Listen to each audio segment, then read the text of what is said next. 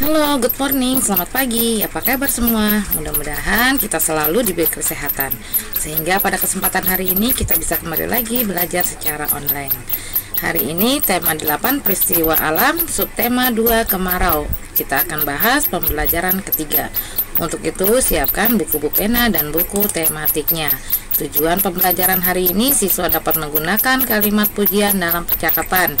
Siswa dapat mengukur berat benda dengan satuan tak baku. Siswa juga dapat menjelaskan aturan menghemat air. Buka bupenanya halaman 127, pembelajaran ketiga. Menggunakan kalimat pujian dalam percakapan. Ingat, kalimat pujian ketika kita menyatakan kekaguman atau memberikan penghargaan kepada seseorang. Nah, itu baru kita ucapkan kalimat pujian. Oke. Menggunakan kalimat pujian dalam percakapan. Bacalah percakapan berikut dengan seksama. Hai Dedi, apa yang sedang kamu lakukan? Aku sedang membuat layang-layang bersama ayah. Cuaca saat ini sangat tepat untuk bermain layang-layang. Wah, asik sekali Dedi. Apakah layang-layang yang sudah jadi itu buatanmu? Bagus sekali layang-layang itu. Terima kasih atas pujianmu Jonas. Iya, itu layang-layang buatanku dibantu ayah. Apakah kamu mau ikut membuat layang-layang? Tentu saja Dedi. Oke, dari percakapan tersebut ya terdapat kalimat pujian. Yang pertama, Jonas memberikan pujian kepada Dedi ya. Jonas memuji layang-layang buatan Dedi. Kemudian Dedi merasa senang atas pujian yang diberikan Jonas. Dedi mengucapkan terima kasih. Ingat, ketika kita mendapat pujian, ucapkanlah terima kasih ya. Ketika kita memuji katakanlah dengan sebenarnya ya. Oke, sekarang kita lanjut lagi. Mengukur berat benda dengan satuan tak baku. Nah, ini juga sudah pernah kita pelajari ya di semester 1 kalau tidak salah ya. Satuan tak baku ini boleh menggunakan apa saja. Oke. Kamu dapat menggunakan berat benda dengan satuan tak baku. Kamu dapat menggunakan benda-benda kecil yang ada di sekitar sebagai satuan berat. Perhatikan contoh berikut. Kita lihat contoh berikut ya. Ternyata di sini kita ukur dengan sebuah buku satuan tidak bakunya ya. Jadi berat botol ternyata kita timbang sama dengan 5 buku ya, ada 5 buku yang tertumpuk di sini. Kemudian di sini berat buku ya, satu buku kita timbang menggunakan satuan tak bakunya kelereng. Ternyata ada 7 kelereng yang kita butuhkan ya. Jadi boleh benda apa saja yang lebih kecil dari benda yang kita akan timbang. Nah, itu disebut satuan tidak baku karena satuannya tidak tetap ya, bisa berubah-ubah. Oke, sekarang kita lihat ayo berlatihnya. Tentukan berat benda-benda berikut sesuai dengan gambar ya. Perhatikan gambar, baru kalian tentukan berat benda tersebut. Satu mangga beratnya sama dengan titik-titik jeruk ya. Berapa jeruk kalian lihat ya. Jadi satu mangga ini sama berat dengan titik-titik jeruk. Kemudian yang kedua, satu pepaya beratnya sama dengan titik-titik jeruk. Kita hitung jeruknya berapa sama dengan ya, kamu tulis. Sekarang kita lanjut lagi menjelaskan aturan menghemat air ya. Menghemat air juga minggu lalu kita sudah pelajari ya, menghemat air pada musim kemarau. Oke, di rumah Jonas terdapat aturan. Salah satunya adalah aturan dalam menghemat air. Saat musim kemarau, sumber air di rumah Jonas mulai mengering. Orang tua Jonas membuat aturan penghematan air. Ketersediaan air bersih harus selalu tercukupi. Oleh karena itu, keluarga Jonas membuat aturan. Aturan tersebut harus dipatuhi oleh semua anggota keluarga. Ya, jadi ketika di rumah ada aturan, yang wajib mematuhinya adalah semua anggota keluarga. Apalagi di musim kemarau ya. Jadi persediaan air itu sedikit, kita harus menghemat atau menggunakan air dengan secukupnya. Oke. Sekarang kita lanjut buku pena halaman 130. Berikut adalah beberapa aturan penghematan air yang dibuat oleh orang tua Jonas. Nah, di sini ada aturan-aturan ya, kita lihat.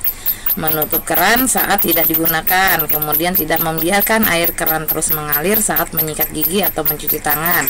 Menggunakan air bekas cucian beras untuk menyiram tanaman. Memandikan hewan peliharaan di perkarangan rumah yang berumput. Nah, ini adalah aturan-aturan yang ada di rumah Jonas.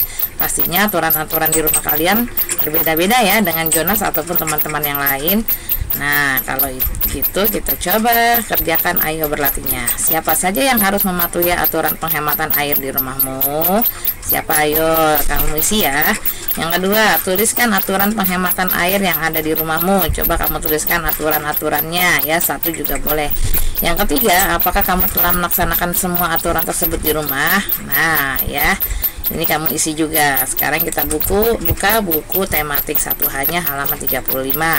Nah ini tugas kalian adalah membaca, dibuat video ya. Kamu baca, buat video, nanti kirim ke classroom. Sekarang kita lanjut lagi ke halaman 36 dan 37. Made melihat seorang nelayan membawa banyak ikan. Ikan itu terlihat sangat berat.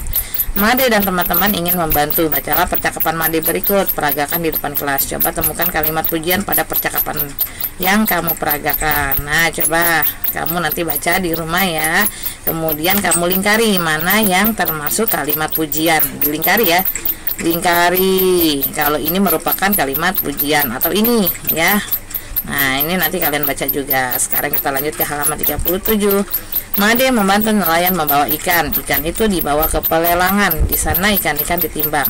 Ayo belajar menimbang menggunakan alat-alat sederhana. Siapkan gantungan baju, 2 kantong plastik dan kelereng. Kaitkan kantong plastik di kedua ujung gantungan tersebut.